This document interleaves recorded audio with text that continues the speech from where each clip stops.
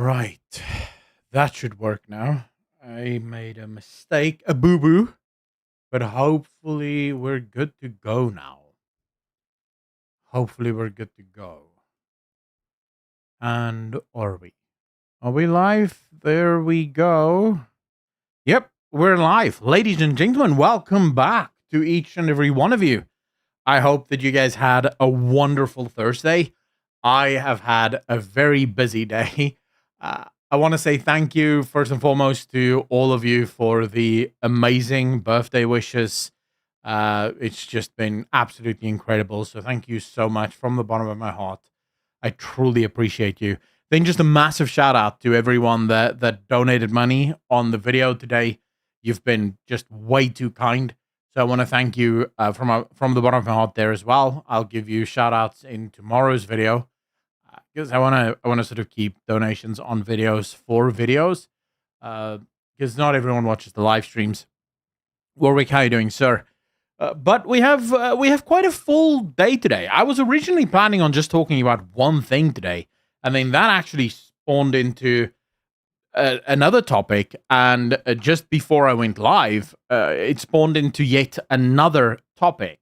So we have three topics that we have to discuss today. I think all three of them are incredibly interesting. We're going to be diving into a lot of history as well as a result of these topics, because there's some interesting historical things that needs to be discussed. TFC, how are you doing? I guess the first thing that we have to talk about is that the ANC has finally responded with the killings in Iran. Finally. But as always, the ANC's response seems very measured, right? When America captures Maduro, the ANC wants emergency UN Council meetings. They want America to be condemned by the entirety of the world.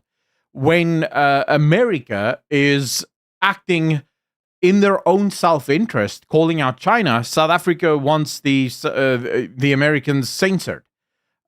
But when Iran is killing thousands upon thousands of people, the response from Pretoria, and guys, this is a quote directly from not the president himself, FYI, but the spokesperson of the president, that says the following: "The reports of unrest and subsequent loss of life are concerning, and South Africa urges all parties to exercise maximum restraint.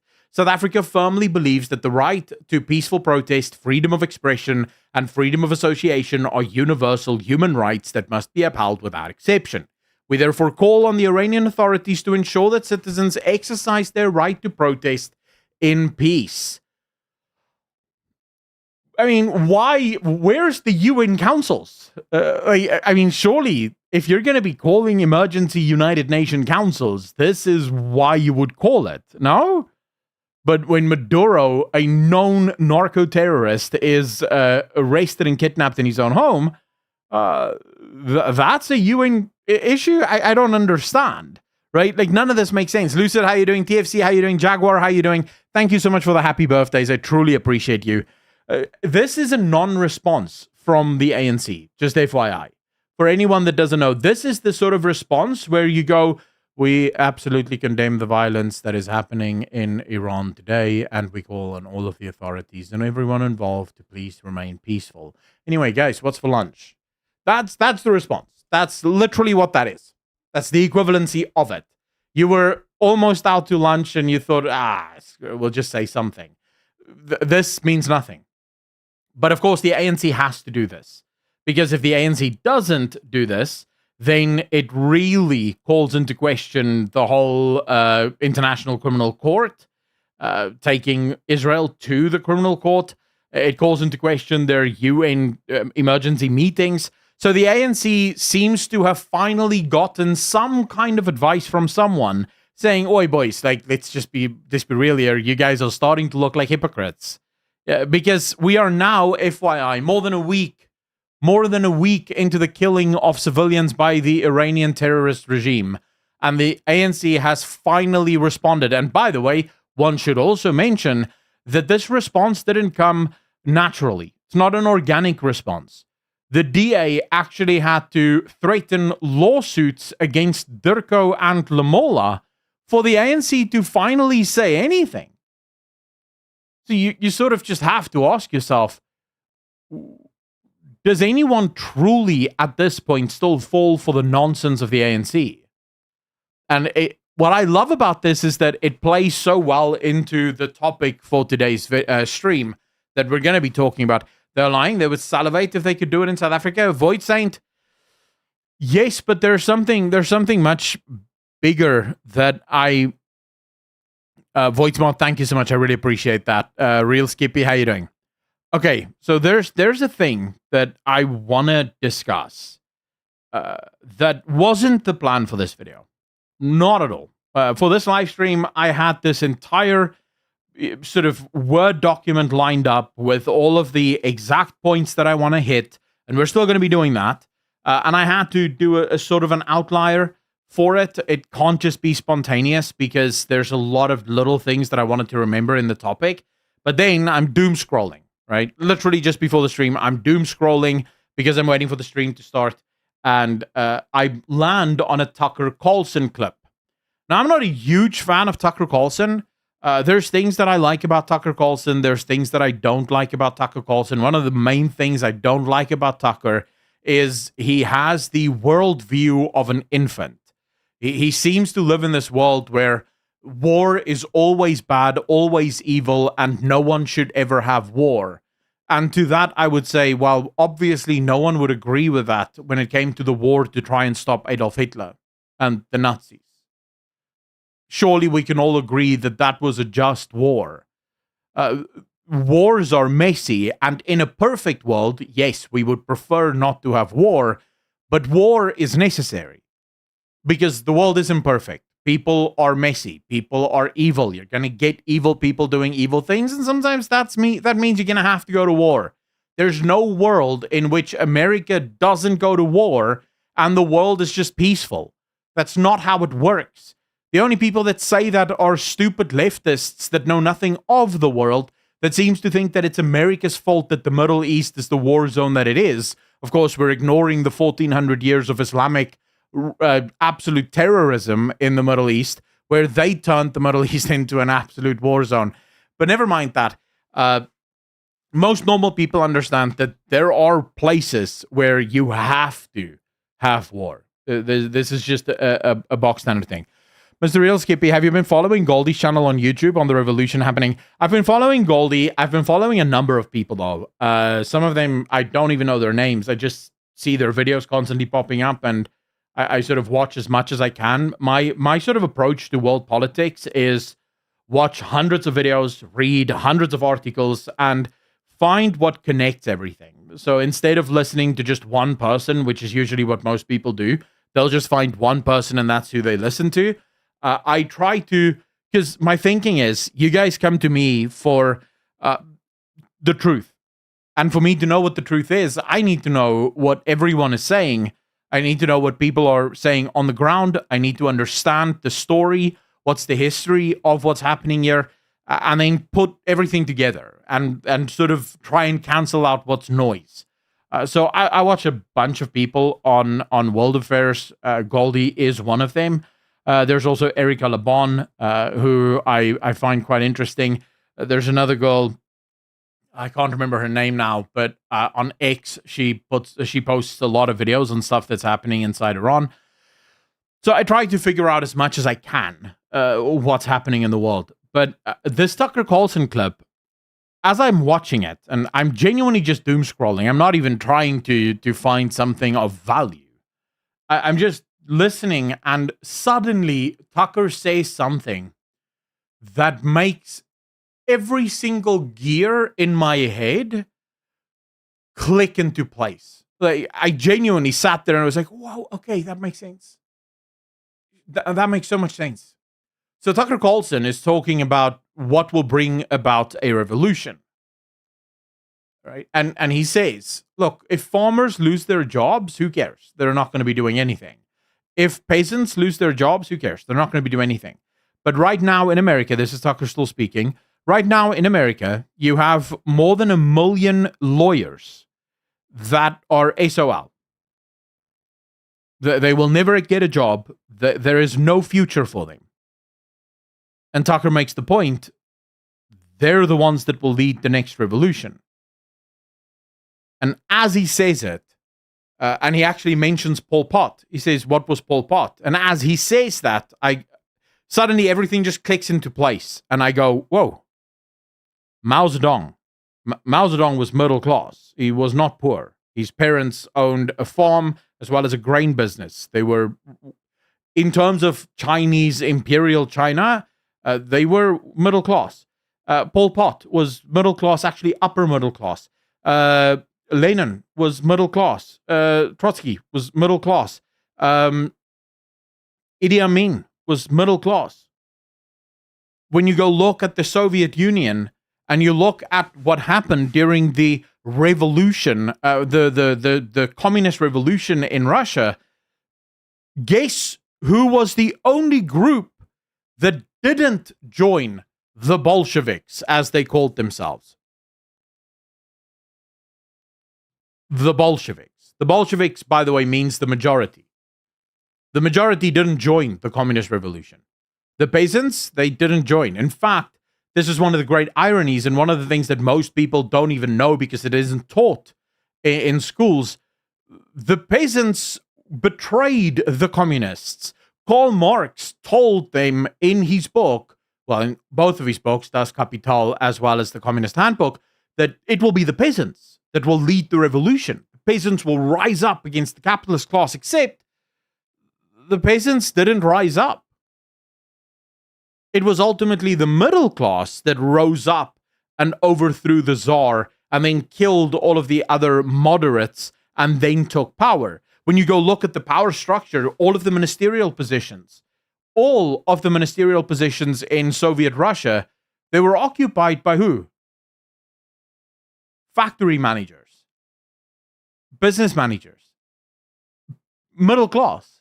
It was the people in the middle class that were elevated into ministerial positions. The peasants, what did they do to the peasants? They immediately pulled them from the farms and put them inside factories. Then everyone starved, and then they pushed them out to the farms, and they turned the farms into factories so that they could produce food for everyone else to eat. The peasants was never part of the revolution. The peasants were also never elevated. You can go to China. Look at what Mao Zedong did. Mao Zedong's uprising happened with university students. They were the ones who led the charge at killing everyone that didn't agree with them. University students, I don't know if you guys know this, but peasants tend not to have the money to send their kids to university. University students tend to come from middle-class families. It was the middle class that rose up. It was the middle class that took power. So why is this? And we're getting to how this attaches to South Africa in a second, but why is that? Well, it turns out the poor have more things and greater things to worry about than revolutions and whoever rules the country. You see, poor people, if you're worried about where your next meal is coming from, then things like capitalism, communism, ideas, philosophical ideas of governance have very little sway on you. If you go into the tribes in Africa and you ask them, hey, do you guys think that there's a difference between men and women? And do you not think that women deserve greater rights? Those tribes will look at you like you're crazy. Because they've never even questioned this. On the level of things that they care about, this does not even compute. This has never been a topic of conversation. Because they are more concerned with where do we get tomorrow's food? We don't have enough food for tomorrow. And people who have nothing to lose, people who are already down and out, they don't lead or partake in revolutions. Because revolutions requires, and this is the quiet part, revolutions require an element of privilege. There needs to be money behind revolutions, otherwise revolutions don't actually happen. You need to have some kind of mechanism that you can use to reach the masses. In the olden days, this would be through printing presses, as well as public speaking events. These days, you need to have know-how of social media. You need to understand how to spread your message, how to pay protesters, how to get in on the ground floor in some of these organizations. It is not the peasant class that joins you. How do we know this? Who are the greatest Republican voters in America? It's the poor. The poor vote Republican. Donald Trump got bigger numbers among poor black people, poor Mexican people, and the poor in general than any Republican president ever. It's the poor that vote Republican. Because this whole communist idea, they just want jobs. A new poll came out today from the Institute of Race Relations here in South Africa that actually found that the majority of South Africans, vast majority of South Africans, care more about jobs than what they do about BEE. And this is how it relates to South Africa. As Tucker Carlson said this, I suddenly had this realization. The ANC is operating in perfect lockstep with Trotsky's manifesto, Trotsky's plan. You see, because it was Trotsky that realized first, the peasants will not join us. The peasants must be crushed.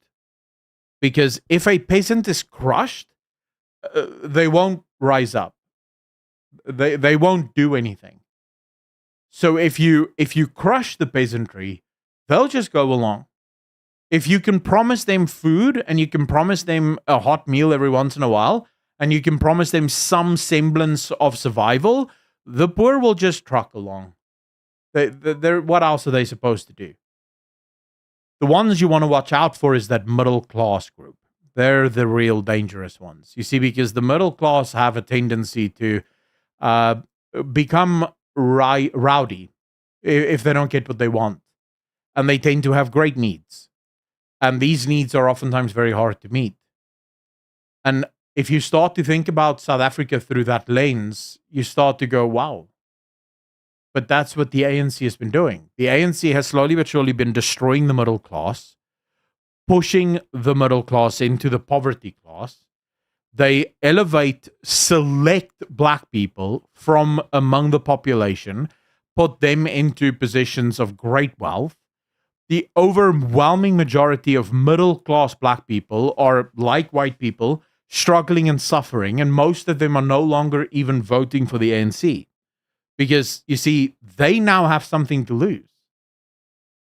They are now looking at the world around them and going, wait, this is nonsense. I'm struggling. I don't like this. And so all of this is by design. South Africa is in the position that it is in now because the ANC understands the worst thing that they can do is to educate the masses and to give them hope.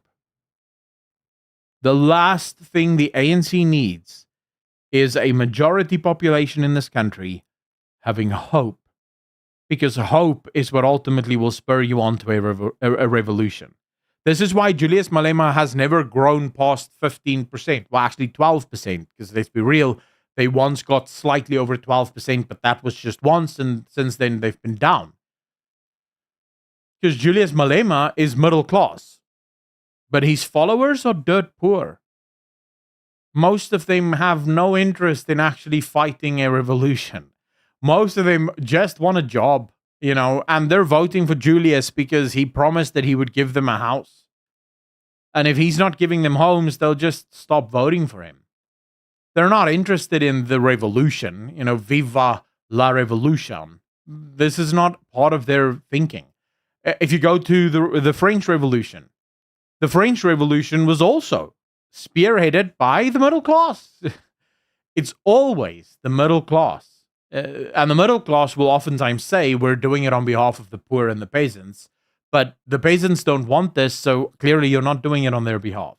So I wanted to get that out of the way. I just wanted to share that with you guys because it's an interesting way of looking at the world and understanding that South Africa, this is on purpose. This is by design. That's the world we're currently living in. But okay, so on to the actual topic for today. And it's not going to be a long topic, at least I don't think. By the way, welcome to all of you. I'm so happy to have all of you here. And again, just want to say thank you so much to all of the birthday wishes. It's been a wonderful birthday. Thanks to you guys. I've just been working the whole day. So just all of the wishes that I've been getting on the video today, as well as on X. You guys are absolutely amazing. So truly thank you for that. But okay, on to the video of today. The world is changing. Why does the ANC appear to be the last one to notice? Well, for that, we have to talk about where does the ANC's philosophy come from? We've had this discussion before, so I will just very quickly discuss it, just very quickly cover it. The last ANC intellectual heavyweight was most likely Joe Slovo, right? And he died. He died long time now. So since Joe Slovo, the ANC's sort of upper echelons have simply been adherents. They received their marching orders. They were ordinary foot soldiers that, thanks to a severe lack of contingency planning on the side of the ANC, they never actually put down the pipeline to lift up the next generation. The ANC, much like the way that they govern South Africa in very short-term thinking, their organization also exists in very short-term thinking. So no one ever planned what happens when Joe Slovo dies. What happens when Chris Hani is no longer around? Who makes the plans then? Who comes up with the philosophical framework for what happens next? Now, prior to Joe Slovo, Chris Hani, it was the Soviet Union itself that helped the ANC. They were the ones who drafted and created the Freedom Charter. Ultimately, they are the ones who created the National Development Plan.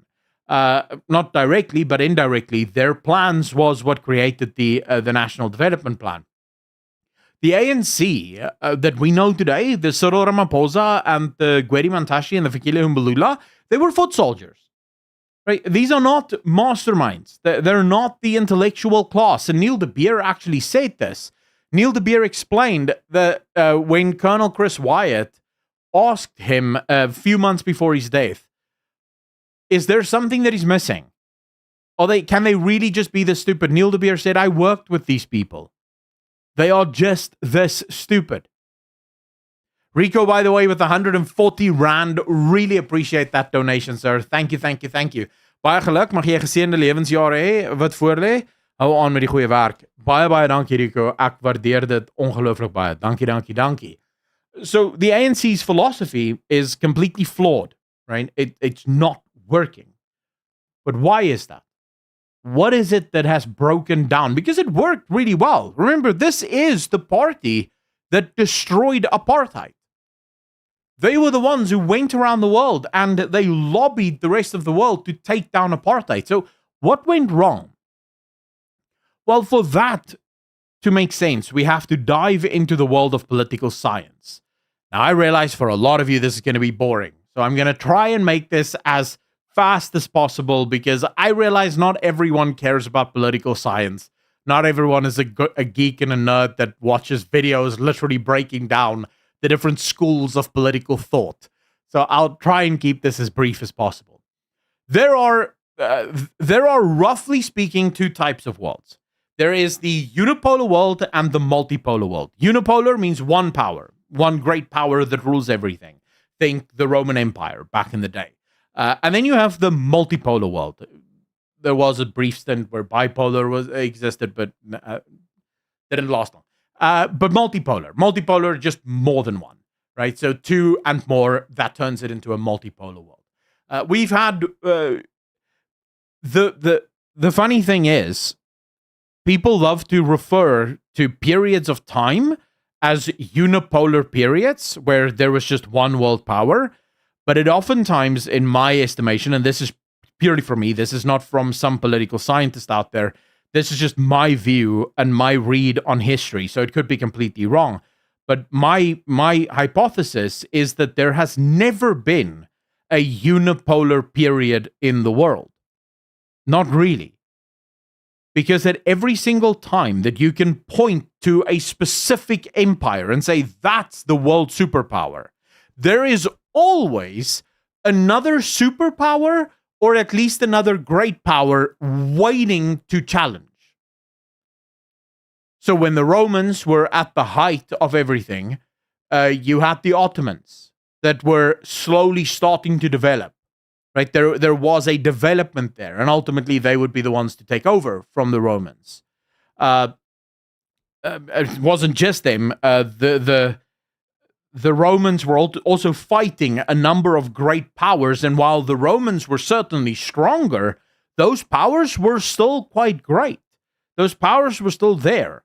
So there's never really been something such as a unipolar world.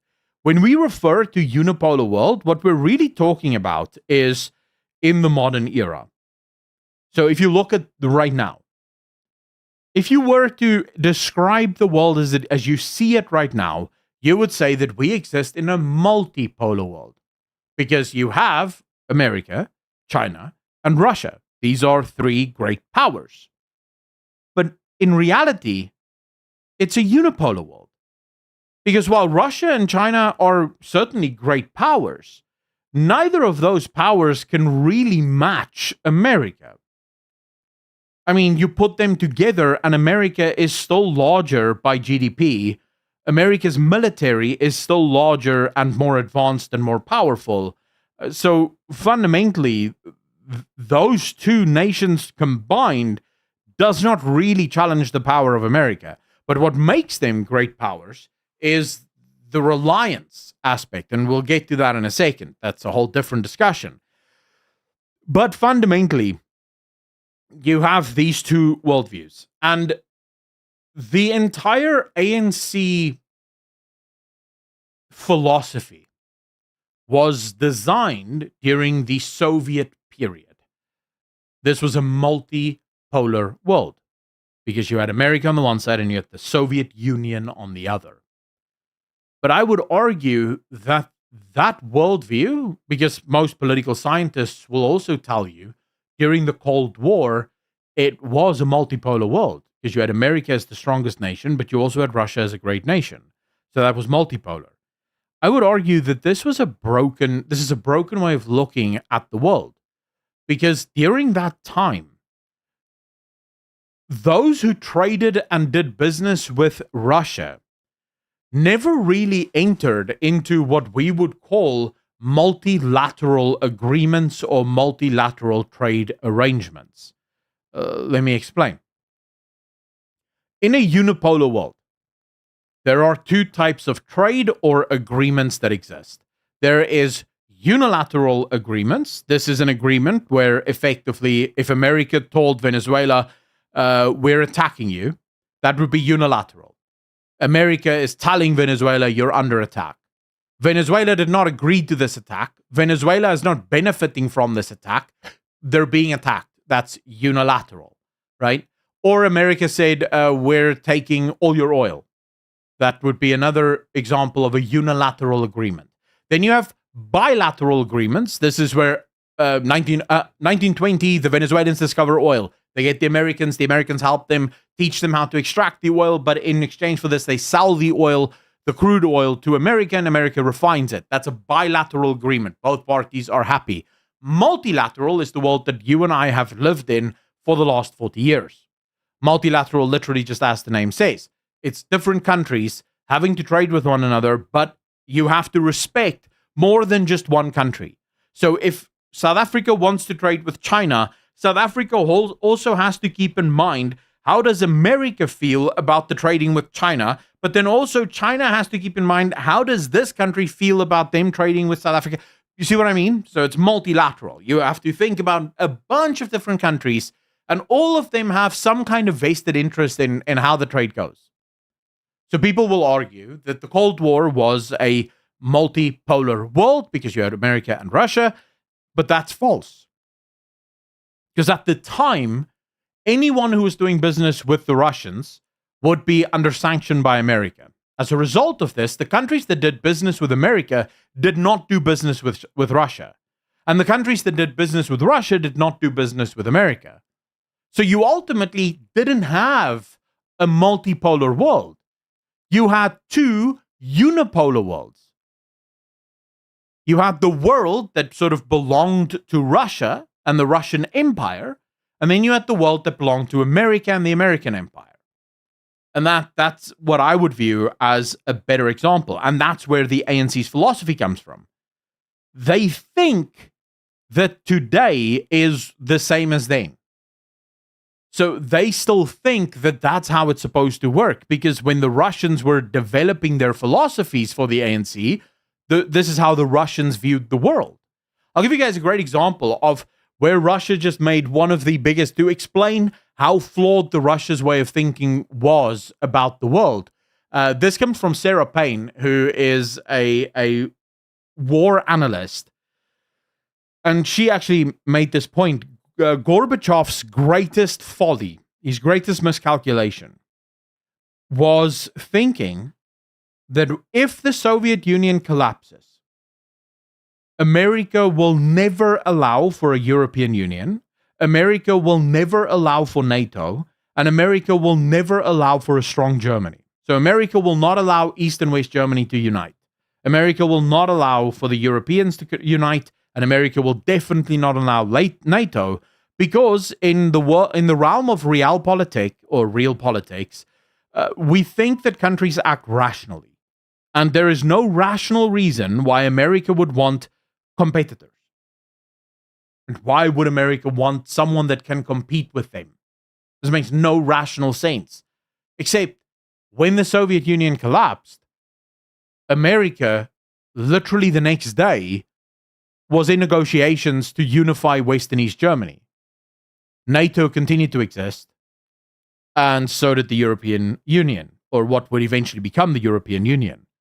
So America was unique in this regard. They were the first superpower to effectively share power, to effectively say, hey, fine, we are willing to share our power with the rest of the world. We're not going to force every single person to do only the things that's good for us. We'll allow everyone else to play. And that's the era of international law. So after that, we get the United Nations being expanded. We get the International Criminal Court. We get all of these different institutions, the Trade Organization or the International Trade Organization, World Trade Organization, the WTC, or the WTO. You get all of these different international bodies. You have the World Health Organization, right? All international bodies. Each of these international bodies exists for one purpose and one purpose only: to dilute American power. America is the one that finds these organizations. They fund them and they start them. But the point is to dilute America's power. And there is actually a reason for it. You see, the founding fathers of America and those who upheld the sort of dream of the founding fathers, they never wanted America to turn into an empire. Their thinking was never that America should be an empire. Their thinking was that America should be the leader of the free world. America should be a beacon. It should be a lamp on a hill for the whole world to follow, but it should not be an empire. And so America, in the hope of not becoming an empire, forms all of these international groups. But these international groups require a policeman. And the rest of the world says, okay, fine, we'll have all of these rules and all of us can play equally, even though none of us can actually be as powerful as you. You have told us that we will be your equals. And America holds veto powers in most of these organizations because they were founding members of the organization. And in many of these organizations, they hold the only veto power. So this is an important thing. The Americans still wanted at least some soft power to be able to say, no, we're not going to be doing that. Sadly, the Americans could never have sort of, I think, foreseen what would happen with China. It's because now in this new multipolar world, a world where America has willingly given away its power, China is a threat. Because China is the last communist bastion. and the thinking from the communists in the West. And I say communists in the West because they have this same mindset as a communist. Their mindset is we can create utopia. So these socialists in the West have this idea. Their idea is if we make China rich, China will ultimately also become capitalist. They will embrace freedom. This was Bill Clinton's great idea. Bill Clinton had this phenomenal idea that if we allow China to play with the rest of us, China will just join the rest of us. This will be great. Now, many people here in South Africa, many of the ANC educated here in South Africa, love to say things like, communism is great, just look at China. Not understanding that China's rise to power is a very unique one. And it's not one that will ever be replicated again. It's because at the time, the Western world was looking to offload its guilt to manufacturing, to burning oil, to smog, and all the filth that comes with manufacturing. The Western world was moving into the service-based economy. You had the internet that was starting to become a thing. You had this idea of online businesses that was starting to become a thing. And slowly but surely, manufacturing became sort of like a dirty job, right? And then later, the West would fully embrace the green economy. And that meant that, hey, we don't want to be the ones burning oil and burning coal. Let's have China burn oil and coal and then just give us the stuff. Because the thinking, the flawed economic thought here was that China produces it, we buy it, we get cheap goods. Except no one ever stopped to ask, what happens to all of the people that have just lost their jobs because they're no longer producing anything in America? Well, what happens to them? Because they're not getting cheap goods. They're getting no goods. They have no money. No one ever stopped to ask that because the hippie elites were far too busy thinking about their global schemes to actually ask what happens to our people if the Chinese are just constantly manufacturing. Of course, it all backfires because in 2008, the Chinese sort of recognized that capitalism is messy and it's way too chaotic. And for dictatorships, the last thing they need is chaos. Dictatorships need stability.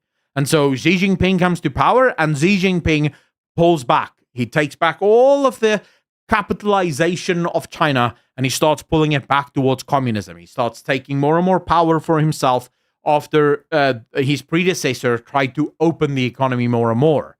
So China is now going back to it. The problem is that China is a paper tiger. Because China is busy losing its manufacturing. More and more countries in the West are starting to wake up and saying, look, we really need to be producing at least the stuff that we need for national defense. We cannot be reliant on China for steel. We cannot be reliant on China for magnets. We cannot be reliant on China for aluminum. We need at least control of these things. Because we need to build ships, we need to build tanks, we need to be able to build planes and bombs. And the last thing we need is an adversary being the one that funds us with this stuff.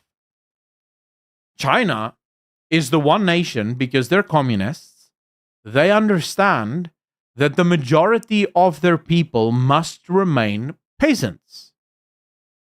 Because if everyone became rich, they would have a real problem on their hands.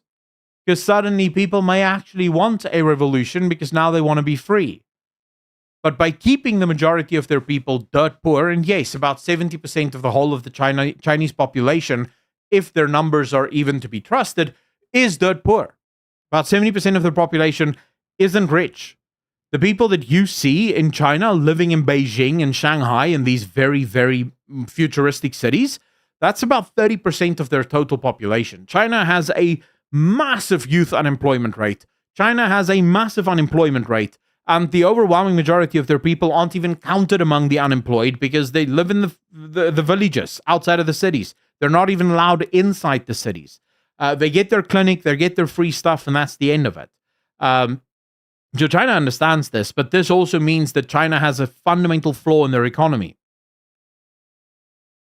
They're not a consumer-based economy. Without the rest of the world, China doesn't have an economy. because they make all of their money through exports. All of their money comes from exports. And so China is really stuck between a rock and a hard place. If the Western world starts to move their manufacturing back, and by the way, people who say China is the only one with rare earth minerals clearly doesn't understand the world. Today, China is responsible for about 90% of all the rare earth minerals in the world. 20 years ago, that was America. 20 years ago, America was producing about 90% of all the rare earth minerals in the world. The only reason China became that is because the Americans stopped doing it. That doesn't mean the Americans can't just start doing it again, and that's exactly what Donald Trump is busy organizing. The American refineries and the American factories are starting up once again. Their mining is starting up once again. So it's going to swing, and that's going to hurt China quite a lot. So now let's get to what is it that the ANC gets so very wrong?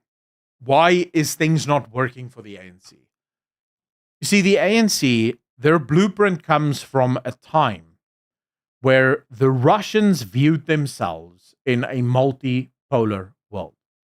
The Russians viewed themselves as this country that can go toe-to-toe with the Americans. And so all of the international ideas are really born from this multilateral agreement idea. This idea that we're sovereign, right? And we can do business with whomever we want. And if it benefits us and it benefits them, then this is a good idea. The problem is that this is a wrong view of the world, because it views the world as if this is a multipolar world. But just like when all of these ideas were first devised, this is a unipolar world. America is the great power in the world. China and Russia are contending powers, but they're not great powers. They don't have the ability to challenge the Americans. And this is why you see the ANC just constantly make the wrong decisions. They don't actually know.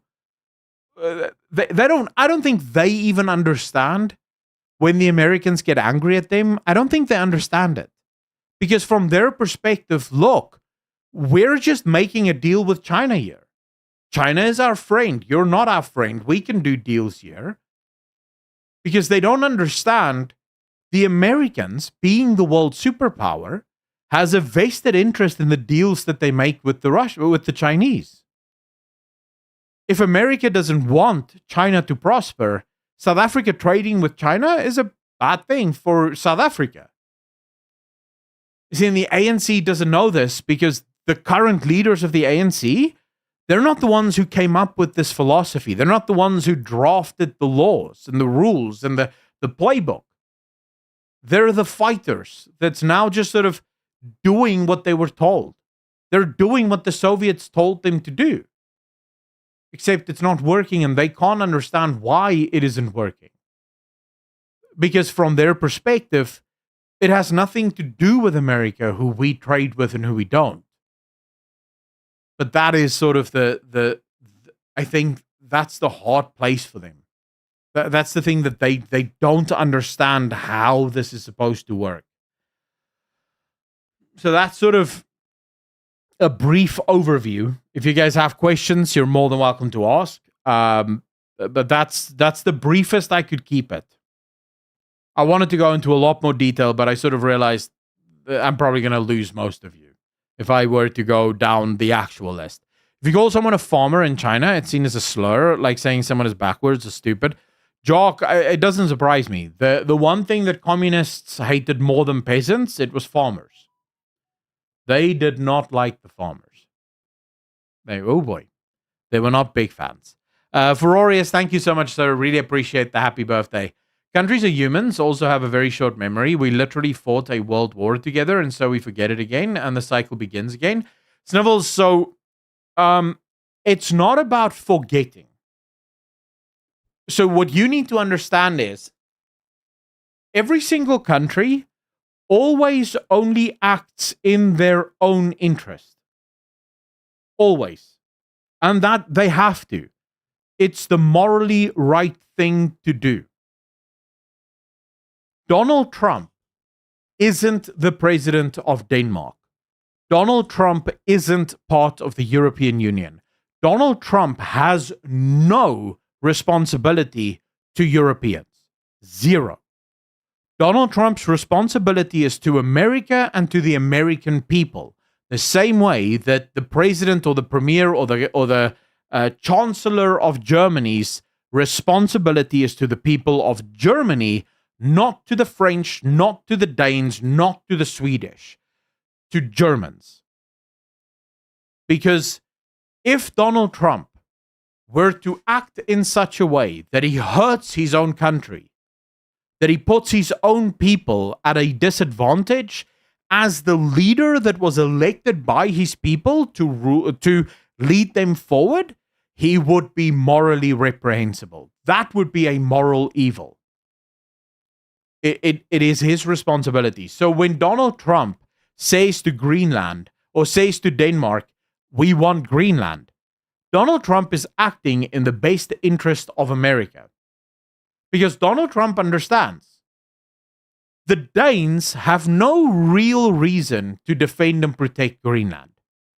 Because Greenland is quite far away from Denmark. There's no real reason for the Danes to care. The Americans, however, do care. Because if they had Greenland, it would be impossible for Russia to attack them. Because they could defend from Greenland before the Russians ever got close enough. So from the American perspective, Greenland just makes sense for them. Like, why wouldn't they have Greenland? The Danes, on the other hand, they don't really have a reason to keep Greenland. And Donald Trump can't think about the sensibilities or the snuggly thoughts of the Danes. He can't think about how do the Danish people feel about Greenland. That's not his job. His job is to care about the American people. And whatever the Danes want to do, that's up to them. But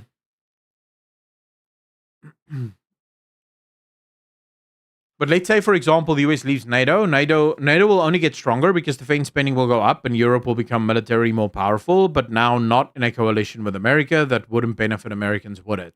Snubbles, the whole point here is that that's why Trump has not left NATO. And that's why you will also hear, whenever Trump is now asked about NATO, he actually says, no, we fixed NATO. I like NATO now. Trump has no interest in leaving NATO. Trump also has no interest in invading Greenland. If you listen to what Trump is saying, Trump is asking the Danes to make a deal. He's willing to buy Greenland, and it wouldn't be the first time. It wouldn't be the first time. Alaska used to belong to Russia. And then they sold it to the Americans because the Americans said, hey, what's up? Give us Alaska. And the Russians were like, yeah, this is far away. There's only ice here. Who gives a crap? Right? And so what Trump is going to do is he's going to go to the Danes and he's going to say, hey, what's the deal? Give us a number. Give us what you want. And let's make this deal. And I'm almost willing to bet the Danes are going to posture and they're going to say, but ultimately, they're going to give him Greenland. They're going to sell it to him for a good price. But yes, Donald Trump is doing what Donald Trump always does. He goes high. And because Donald Trump is seen by the rest of the world as a bit of a gung-ho guy, when Donald Trump says we're going to take Greenland, everyone believes him. They go, well, this bitch will just invade, right? Everyone, all the Europeans believe Donald Trump will invade Greenland. And so the Danes will almost see it as if they've outmaneuvered him if they sell it to him. They'd be like, haha, we got money for Greenland. He would have invaded us otherwise, right? So they'll see it as a win. Donald Trump gets Greenland, so he's very happy with that. By the way, he's not the first American president that wanted Greenland. A lot of them did. He's just the first one that's actively saying, give it to us. So Donald Trump is doing the thing that he always does. And to be fair, it's actually quite nice if you think about the art of the deal. from the perspective of the Danes. The people of Denmark is going, Donald Trump is going to invade Greenland. We're going to be at war with America. So now the president or the premier or whatever the hell Denmark has, I think they have a prime minister, because Denmark is still... No, which one is the royal... Norway has a king, right? Does Denmark have a king? I can't remember if they're a monarchy still. Denmark has a king, right? Yeah. Denmark has a king. Sorry. Yes. So Denmark's prime minister walks into the office with Donald Trump. Donald Trump says, okay, here's the deal. You get to go home and you get to tell your people, we negotiated hard, and I got Donald Trump to buy Greenland from us. You look like a hero. You look like this master negotiator that managed to outwit Donald Trump. You managed to get the United States to not only not invade Greenland, but pay Denmark for Greenland. I mean, it's a win-win for you. The prime minister walks home, hero of Denmark. Trump walks home, hero of America, because he finally has Greenland. Everyone wins. That's the beauty of the art of the deal, because it allows the person who ultimately makes the compromise to actually feel like they're actually winning, because they would have lost so much more, but now they're not losing that much. And it actually makes them feel like, actually, I won this. I got more than what I would have gotten otherwise. So I actually think that Denmark is just going to sell. Because let's be real. What does Greenland really matter to Denmark? I mean, the Danes really don't even care about Greenland, right? So from Trump's perspective, it just makes sense. NATO won't get stronger without the US. It would take them a decade to get their energy sector back on track for modern military manufacturing, not to mention convincing kids to enlist and not go to uni. Avarice, I'm not even necessarily worried about that. There's something in Europe that scares me far more. My brother left South Africa 2 days ago. Yeah, 2 days ago, I took him to the airport and he flew to Paris. He landed in Paris this morning. No? Yesterday evening. Sorry, yes. Yesterday evening he landed in Paris. Spent the whole night there, and then he's going to Brussels, and from there he's going to someplace else. I was on the phone with him. You know what he said to me? He's in Paris. I'm on the phone with him. You know what he said to me? This doesn't feel like Europe. This feels like a South African airport. His words to me: I have not seen a single white person since I've landed. Not a single white person. In France. That's Europe. So what's going to happen in Europe is actually going to be far, far worse than NATO or anything of that nature. There's going to be civil war in Europe. I actually predict that civil war in Europe will happen before 2030. And Europe isn't lost. Europe is not lost. But the people who are native to Europe will reach a point where they've had enough. You're already seeing it in France. So I have a friend who is French. And she sends me all of these memes that the young people send each other. And all of these memes are anti the older people, because the young people in France are right-wing. The majority of young people in France vote for Marine Le Pen. They're voting right-wing. The problem is there's so few of them because France is an ailing population, And the rich, the older people, are trying to protect their pensions, so they keep voting left wing. There's going to be a revolt in Europe, and it's not going to be pretty.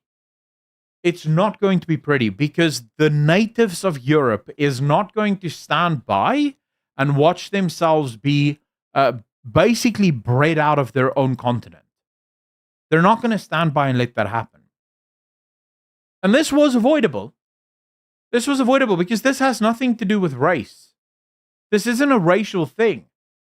Because France happens to be one of the most diverse European countries for a very long time. Remember, France was one of the few colonial powers that actually allowed people from their colonies to move to France. So the French don't view this as like a race thing. When I spoke to my friend as well, the French young people don't hate black people or hate brown people. The people who can speak French, the people who have lived in France for generations, they like them. They don't mind them. They're French. It's all of the new people that's arrived. All of these people who can't speak French. All of these people who know nothing of the French population, nothing of the French culture. They hate them. They can't stand these people because these people are corrupting their nation. These people are turning their nation into something that they don't recognize. They don't know what this nation actually is. When you're seeing women walking around in burqas in France, in the middle of Europe, of course this is going to lead to questions. You're like, what the hell is this? This is insanity. This is the home of white people, right? Europeans came from here. This is the home of Christianity. This isn't the home of Islam. Islam is from the Middle East. It should go back there. So these young people are, and I'm not saying I agree with the young people, right? This is not me making a moral claim. I'm just telling you what the white young people think in Europe, how they feel about what is happening in their own countries. So there's going to be a revolt, and it is avoidable. But Europe doesn't have the power in leadership to make it happen. So my hope is that Donald Trump motivates the right wing in Europe, the strong leadership that is actually doing what Trump is doing in America now. Arresting the illegals, taking millions of people out of the country, closing the borders, getting control of your own country, and then you can start looking at opening up again. That's my thinking around Europe. Because right now it doesn't look well. It does not look good. UK's headed the same direction. Yeah, the UK is also lost. And UK is South African first preferred destination when immigrating. You're not wrong, Vicky. I actually had a client tell me a month ago their Xmas trip to London in 2023 didn't feel like UK. It felt like Little Dubai or something. It's crazy now. London is the same. Germany is the same, excluding the ex-socialist bloc countries. All over Western Europe is either black and or Muslim. Grant, and again, I realize that there's very many different viewpoints, right? But I'm not someone that really cares about race. Right? Race doesn't bother me at all. I couldn't care less whether you're black, brown, blue, purple, pink, whatever the hell you are. It doesn't matter to me. I care about culture.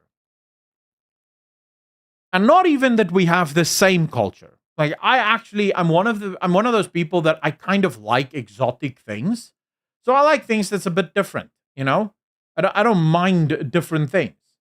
I happen to be I like having, I like the idea of things being a little different. So I don't even necessarily think we need the same culture. We just need to be able to agree on the fundamentals. There's a few fundamental issues that if you and I agree on those fundamentals, we're good on everything else. I can tolerate you in every other way. So we have to be able to agree that people should be free to make their own decisions and live their own lives. We have to agree on that. We have to agree that capitalism is the only system.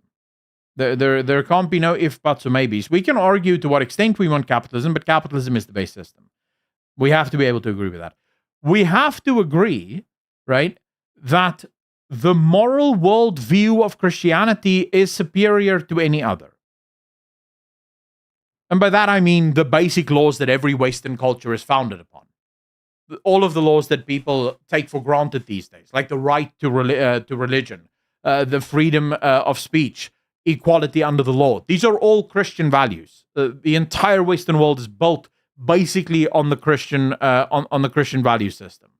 If we can agree on those basic things, even if you're not a Christian, but you do agree, like Richard Dawkins said, he's not a Christian, but he is a cultural Christian, right? So culturally, he does align with the Christian worldview, even though he doesn't believe in God. If you agree with those things, we can live together. I genuinely couldn't care less. Like whatever else, you're a black person, a brown person, a pink person, I don't care. We can share a country. But if you disagree with me on those things, if you, for example, believe in communism or socialism, if you believe that there is some other worldview that is better than the Christian worldview, if you believe that human beings should not have freedom of speech, should not be free to associate, then I don't want to live next to you. I don't want to share a country with you. I don't want to kill you, right? Peter Kriel is a great example. I don't wish harm on Peter Kriel. I will never, if I saw him in public, I would not do anything to him. I would never want people to do anything to him. I don't want violence against Peter Kriel, but I also don't want to share a country with him. I would prefer if Peter Kriel and I did not live in the same country. This would be my preference.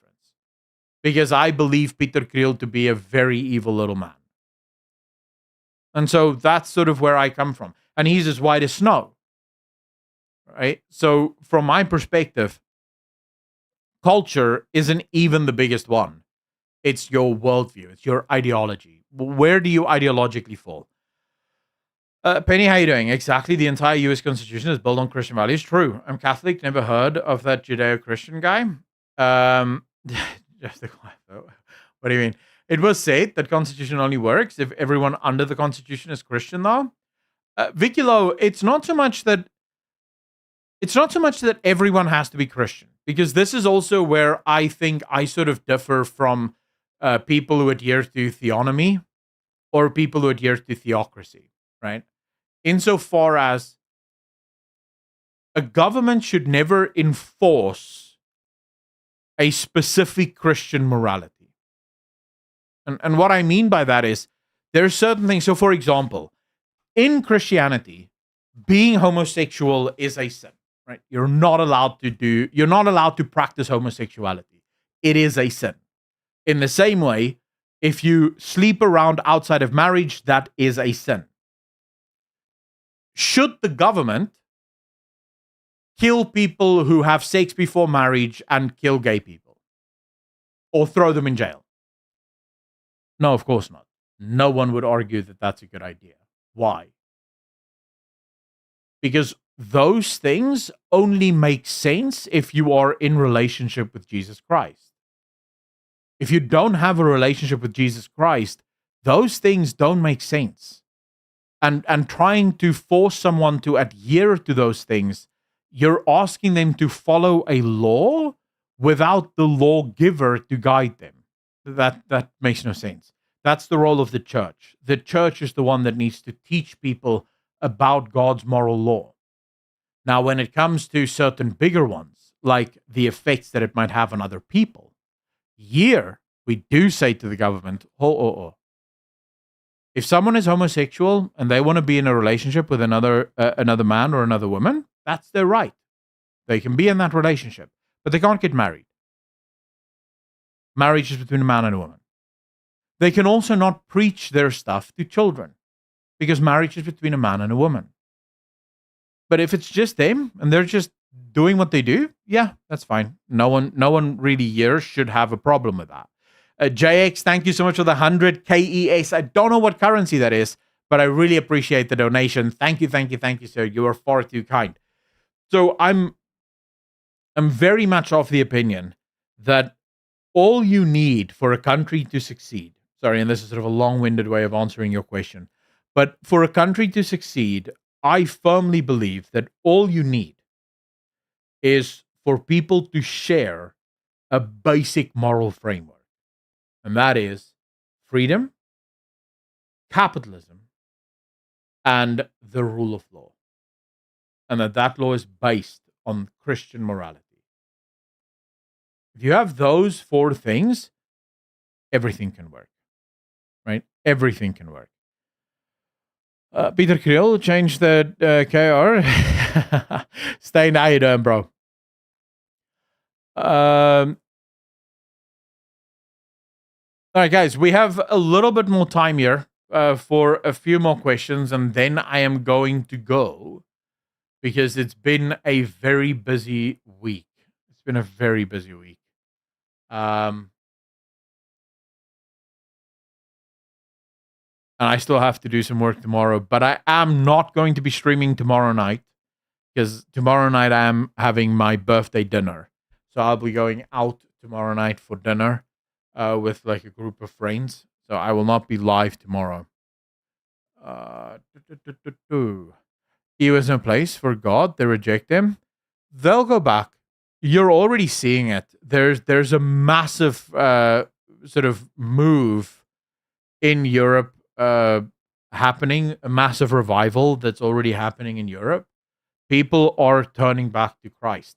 The thing is, human beings are religious creatures. If they don't follow Christ, there is some other thing that they are religious about. It's as simple as that. Everyone believes in something. And everyone has some kind of God, even if it is not God. This, you can see it. Just talk to people long enough and understand what religious thinking is, and you'll see it. Most people who are naturalists will have science as their God. They base their entire lives on whatever science says, even if science isn't necessarily correct. It's the base they've got, and that's what they believe. Humans throughout history have always believed in something, and they've always worshipped something. But when times get really tough,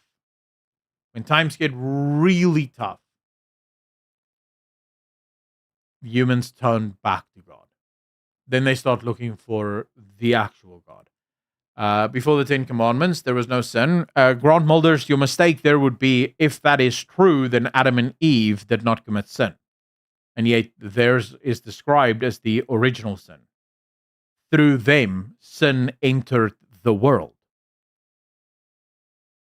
Sin is simply missing the truth. That's all sin is.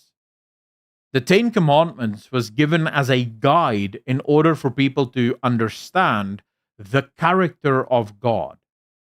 But sin is doing anything that is abhorrent to God. So anything that is the opposite of what God would do is sin, or anything that is different to how God would do it is sin. That is why all of us sin all the time. We can't not sin. So it's not entirely true that before the 10 Commandments there was no sin. There of course were. Of course, there was sin. You have, before the 10 Commandments even is a thing, you have God cursing certain characters in the Bible, cursing their bloodlines for sins. So no, sin is much older than that. There was sin when the flood happened. Yeah, I mean, sin is literally just acting against God. So it's acting outside of the word of God. That is sin. Sin is a part of human nature. The thing is, and this is the thing that really opened my eyes in the faith, was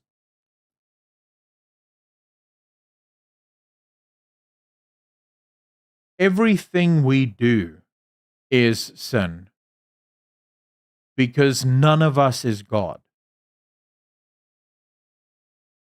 God is the perfect being. He is perfect within himself. He is complete within himself. He needs nothing else. He doesn't need me. He doesn't need you. He doesn't need life. He doesn't need anything. What he created here is out of love. We exist because he had so much love between him, Jesus, and the Holy Spirit that they made life. They gave life to us. And it's in love. Because there is no evil within God, and within his presence, evil cannot exist. But outside of his presence, it is only corruption. Right? So every single thing you and I do, Paul says it best when he says, I am thinking about doing the right thing, then I've already done the wrong thing. Right? Because the thing is, most of us don't even have the ability to understand how much sin we actually commit. And a great way of illustrating that, Paul says in the Bible, in his first books, he says, I am the least of all the saints. That's how he describes, I'm the least of all the saints. And he says this because he's the only saint, the only apostle that wasn't a disciple of Christ. The other 11, they were with Christ while he was on earth, while he was alive, while he was doing all of these miracles. Paul only met Christ after Christ had already ascended into heaven. Right? So Paul was never with the other disciples. So he calls himself the least of all the saints. In his last book, he calls himself the greatest of all sinners. Why is that? Did Paul just start sinning more the longer he preached the word of God? No. As Paul grew in faith, as he grew closer to God, he became more aware of all the ways in which he sins. And once you understand that, you understand that there is only one way to be saved, and that is through grace. It's only grace. And that grace comes through faith in Jesus Christ alone. That is how you're saved. There is no other way. That's my contribution to your evening. With that, I am going to say good night to all of you. I truly appreciate all of you for coming out tonight. Today was a bit of a weird one, I think. Not much happening. Iran is still sort of teetering on the brink. We're still waiting to see what Trump is actually going to do in Iran. The ANC seems to be on a break of doing stupid things. I'm sure they'll be back tomorrow, to do some more stupid things. Most of X is still racist as hell, with all the anti-white nonsense that's going on. So yeah, I don't know. I don't know what to tell you guys. It's just life that's weird at the moment. But okay, ladies and gentlemen, I am going to say good night to all of you. Thank you so much for coming and hanging out with me, for spending time with me. There will be one more video tomorrow morning, and then there will be no stream tomorrow afternoon, unless there's something massive that happens. So if there's like a huge event that takes place tomorrow, I will be live again tomorrow afternoon. Otherwise, I will see all of you Monday evening again. Maybe Monday evening. I might have another event on Monday evening. But I will let you guys know about that. So otherwise, I will do a Monday afternoon stream. But there will be another stream on Monday, either the afternoon or the evening. Would you guys prefer if I schedule streams? Would you prefer to be able to see when the stream is? So, in the morning, I just put it up so that you can schedule it as a premiere. So I make sure that you can see it beforehand. Would that be something that you guys prefer? Because I don't know if some of you, maybe you don't know when the streams are going to be, and so you get busy with things, and then it all just sort of runs away from you. I don't know. Let me know. I'm sure people will comment as well at the end of this. If that is the case, I promise to start listing the streams so that you can see them. A schedule would be really nice. Okay, Jaguar. Wait, what's there's no R there. Is there? Mornay? There, it is Mornay, right? It's not Mommis. It's Mornay Estezen, right? Sorry, from my screen at this angle, it literally looks Mommee. I was just for a minute there looking and I'm going, wait, mommy? That what? What is that? And then I realized, oh, it's probably an R somewhere. Maybe I'm getting blind. Well, we'll have to check that. But okay, I'll have a schedule for you guys from next week. So from Monday, I will make sure that in the morning already, I will schedule it. If I don't have anything to talk about yet, so I don't know yet what the topic is going to be, I'm just going to put up a thumbnail that says TBA, to be announced, and I'll make the title also TBA, to be announced, and just so that you guys know what the time is that we're going live, and then everything else you guys can check out. Anyways, ladies and gentlemen, as always, be good to each other, be kind to each other. If I don't see you again before the weekend, please have a wonderful weekend. Take care of yourselves, take care of your families, take care of each other, and I will see all of you in the next one. Peace.